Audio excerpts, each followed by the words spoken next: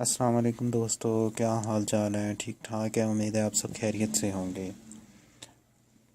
आज मैं आपके लिए एक ऐसा ज़बरदस्त बेहतरीन फार्मूला लेके आया हूँ जिसके इस्तेमाल से आप बेशुमार फ़ायदे हासिल कर सकते हैं। इसके लिए हमें सिर्फ दो चीज़ों की ज़रूरत है, नारियल का तेल और विटामिन ई के कैप्सूल्स।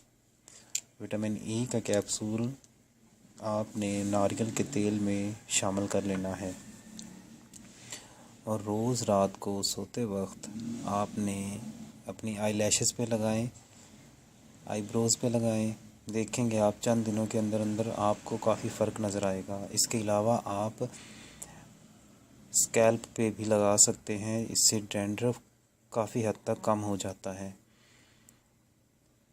अगर आपको मेरी वीडियो अच्छी लगी है तो प्लीज़ शेयर करें, लाइक करें एंड सब्सक्राइब करें। अल्लाह हाफिज़।